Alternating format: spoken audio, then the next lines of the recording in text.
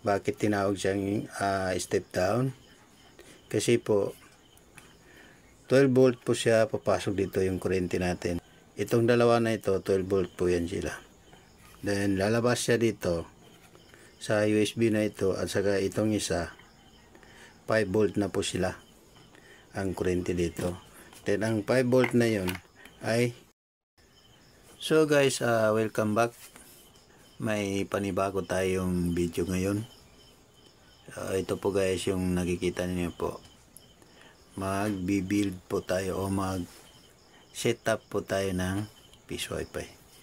Para po doon sa mga gustong mag-build ng Wi-Fi nila, sarili nilang Peace Wi-Fi. So pagkakataon niyo na po ito para malaman kung paano ito siya i-wiring guys. Ito na po yung pinaka basic na pag setup o pag wiring ng Peace Wi-Fi. So kaya samahan niyo po ako hanggang sa dulo guys. So ang una-una natin dito gawin guys ay kilalanin muna natin ang bawat pangalan ng files niya. So dito po natin siya sisimulan. Ito po yung power supply niya o adapter. 12 volt po yan siya guys, 5 ampere, then 60 watts po siya. So hindi po ito siya pwedeng bumaba yung lakas ng kuryente, kasi pagka hindi po ito siya na-supplyan ng maayos, magiging abnormal po yung takbo ng ating Peace Wi-Fi. Minsan po hindi po siya mahulugan ng coin, at minsan naman hindi siya makakakonek ng internet, hindi po siya papasok dito. Ang ibang problema niya ay hindi po siya makapasok sa kaniyang portal kapag alanganin po yung kuryente niya. So pangalawa guys, ito pong 12 volt to 5 volt converter, or tinatawag din siyang step down converter. Bakit tinawag siyang step down?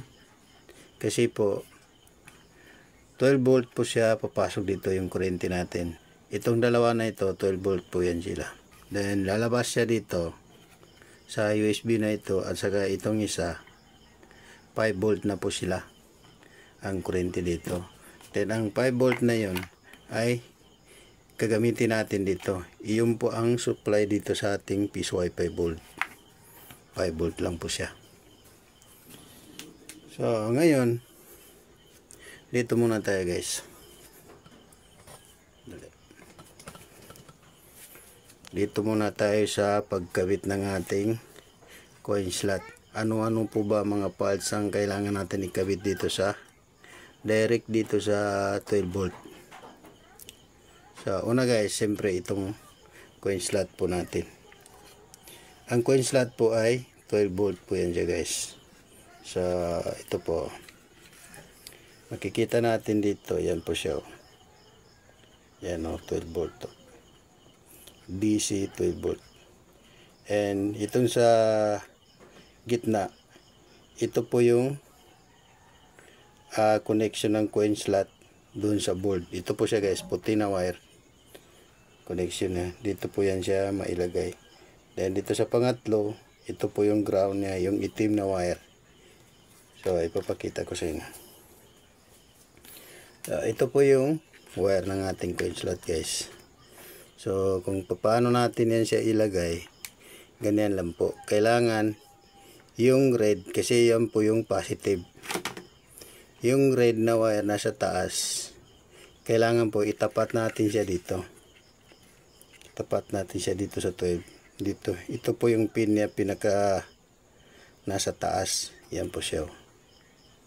Then yung sunod, yung sinasabi ko na puti. Then itim agad. Ito, wag mo na yan siya pansinin. Itong pang-apat, wala rin yan. So ganyan lang po siya. Tapat natin yung red, Diyan sa 12 volt. Yan siya. Sandali. Yan pa siya. Oh. So yun. Okay na po yun siya guys. Pag naitapat mo yung red dyan sa 12 volt, magtatapat na po yung puti dito at saka yung itim. Matapat din po siya sa ground. So okay na po yun siya guys. Then kung saan natin siya i-connect, dito po siya, dito po yun sila ma-connect. Dito. Ito po yung red dito. Yung galing dito na red, andito na po siya. Dito. Yung isa na red dito. Ito po yung, tandaan po natin guys, itong converter na ito, yung positive niya nasa gilid dito banda sa labas. At ang negative yung nasa loob. Ito, kung makikita natin yung itim nasa loob. Yan po siya. Palapitan natin. Yan. At pangalawa, itong ating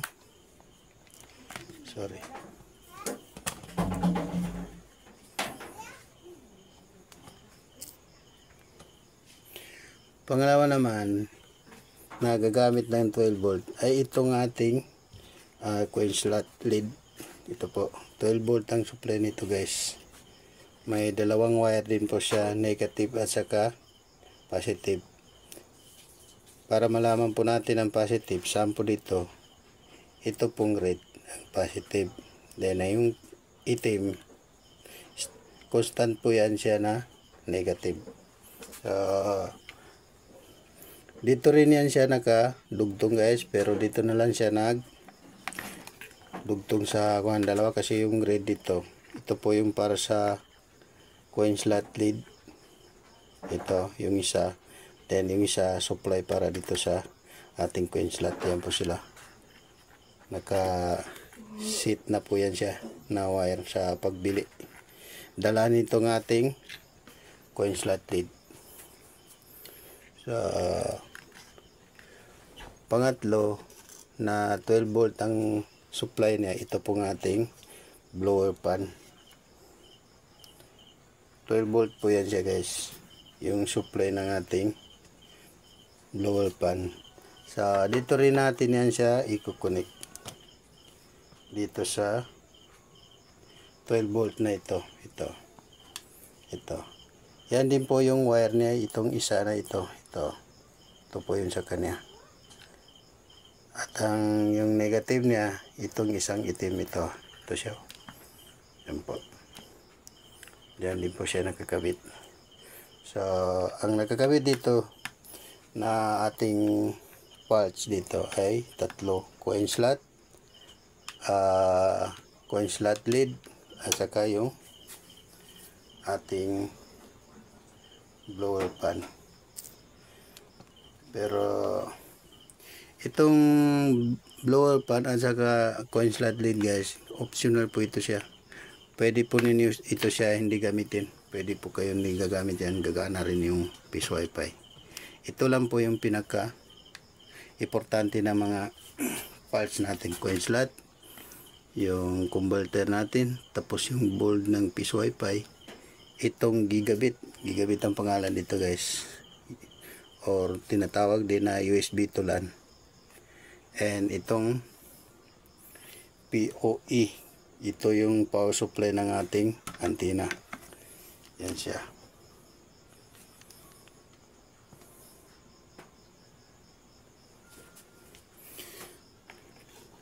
And then yung puti ng ating coin slot guys, yung nanggaling dito na puti, kanina sinabi ko, dito po natin yan siya kakabit. Dito po yan siya maikabit sa ating coin slot. Diyan po siya maikabit sa pin number 3. Yan po. Sorry. Yan.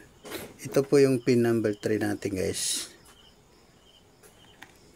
Yung, yan. Tanggalin ko muna. So, ganito po ang pagbilang dito.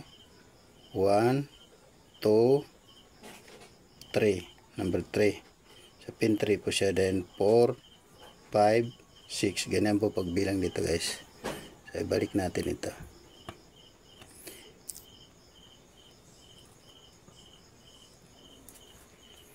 So ito dito naman natin siya. Dito siya galing sa 5 volt guys. Then ilalagay natin siya dito. Ito po yung supply ng ating bulb para po gumana siya. Yan. So itong gigabit naman natin, dito po yan siya. May USB port po siya dito. Yan po yan siya maikabit dito. At ang dito naman, at ang ito, LAN port, ay ito po yung pagsaksakan natin ng itong wire na ito. Galing po ito sa ating main source ng internet. Ito na po yung galing sa modem natin o sa hub. Basta yung supply ng internet nyo po, dito po yan siya papasok. Dito. Then, ngayon, para po ma-connect natin siya dito sa ating internet, sa ating,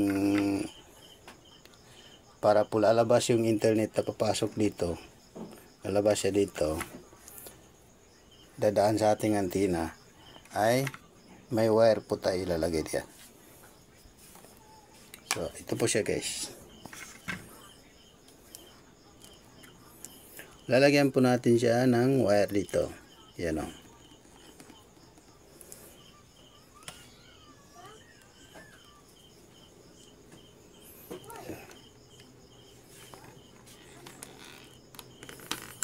Yan. And ito, dalawang butas po ito siya guys. Yung isa PoE para sa ating antena. Yung isa LAN. Diyan po natin siya ilalagay sa LAN. Mabasa rin siya dito guys. LAN PoE. So diyan natin siya ilagay sa LAN ganyan. So konti na lang. Mabubuo na. So ngayon, lagay tayo ng isang cable dito para po sa ating antena.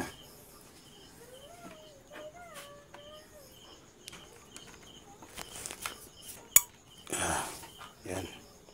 So ito na po siya guys. Ito. Lalagay naman natin dito sa ating antena ang kabilang dulo ng cable. Yan. So yan na po siya guys.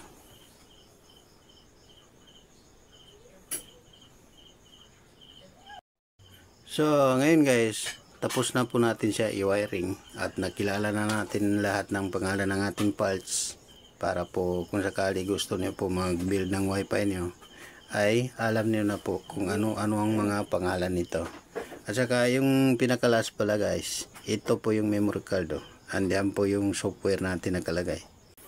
So ito, susubukan na po natin siya guys. Ito po yung power supply ng ating antena. Saksak na po natin yan siya diyan. Dito. So makikita natin ito. Nag-on na po na siya guys. Ayan o. Green na siya. So para naman maka-on natin itong buong board natin, pati yung mga coin slot at saka yung lead natin, ito naman yung power supply natin na ating saksak dito.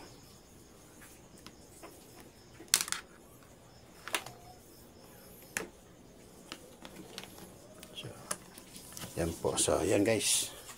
Ikaw na po siya. So, kita rin natin yung indicator ng ating board para sa kanyang image. Yan po yung image indicator ng ating board. Green. So, ando na yung lead light natin. Nag-iikot din yung ating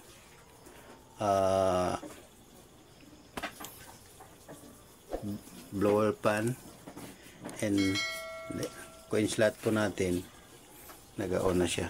Yan o. Yan.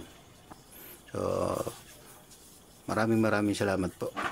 Sana po nakatulong ang ating video ngayon.